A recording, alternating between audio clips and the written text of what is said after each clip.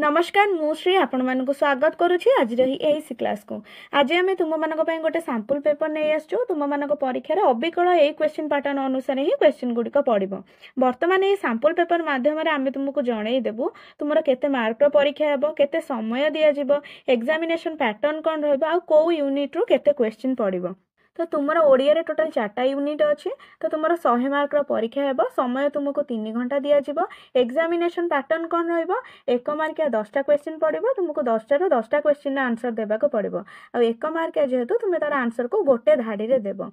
आ जेहेतु 4टा यूनिट अच्छी तो 10टा क्वेश्चन सब यूनिट रु 2टा लेखा कि 3टा लेखा पड़ो। 2 मार्किया 9टा क्वेश्चन पड़ो। 9टा क्वेश्चन रु तुमको 9टा जाकर उत्तर देबाक पड़ो। प्रति उत्तर तुम 2 रु 3 धाड़ी रे देबो। जेहेतु 4टा यूनिट अच्छी तो सब यूनिट रु हमर 2टा कि 3टा लेखा क्वेश्चन पड़ी परिबो। 5 मार्किया तुमर 10टा पड़ो। 10टा रु तुमको 8टार आंसर देबाक पड़ो। जो 8टा तुमको आसीबो से 8टार आंसर तुमे दबो। आ प्रति उत्तर को तुमे 250 शब्द रु 300 शब्द मध्ये तुमे उत्तर देबो। 4टा यूनिट अच्छी तो 4टा यूनिट रु 2टा कि 3टा लेखा क्वेश्चन हमर आसी जिवो। 8 मार्किया हमर केतेटा पड़ो, 5टा पड़ो। 5टा रु तुमको 4टा करबा पई पड़ो। आ उत्तर केतोटी शब्द मध्ये लिखिबो, तुमे 800टी शब्द मध्ये निजर उत्तर को लिखिबो। प्रति यूनिट रु तुमर गोटे गोटे क्वेश्चन आसीबो। जेहेतु 4टा यूनिट अच्छी तो 4टा यूनिट रु गोटे गोटे करके आसी जिवो। आ गोटे को यूनिट रु एक्स्ट्रा गोटे क्वेश्चन हमर आसीबो। वर्तमान मु सॉर्ट क्वेश्चन गुडा तुमर आलोचना कर देबी। आ तुमे लॉन्ग क्वेश्चन को मॉक टेस्ट हिसाब रे प्रैक्टिस कर परिबो। तबे शॉर्ट क्वेश्चन कोन देइछि, अवशेषर शुद्ध रूप पचारछि। दीटा जका हमर दंतेश हबो। गोबर गणेश रूढ़ीर अर्थ पचारछि, तुमे मूर्ख लेखि परिबो। कर्ता और कर्म सहित हमर क्रिया मिसिले वाक्य गठित होइताय। सरल वाक्य रे एकाधिक वाक्य जोड़ी होता है। यहाँ हूँ भूल उक्ति। कर्ता क्या कहुए, वाक्यर मुख्य को आम कर्ता कहुए। विषय रचना रे शीर्षक केउठी लिखा जाए, अनुच्छेद क्या कहुए, स्तंभ केउठी लिखा जाए, फीचर ओडिया पचार, रूपक लिखिपार। विज्ञापन रे इंग्राजी पचार, तुम ये विज्ञापन रे इंग्राजी कौन एडवर्टाइजमेंट लिखिपार।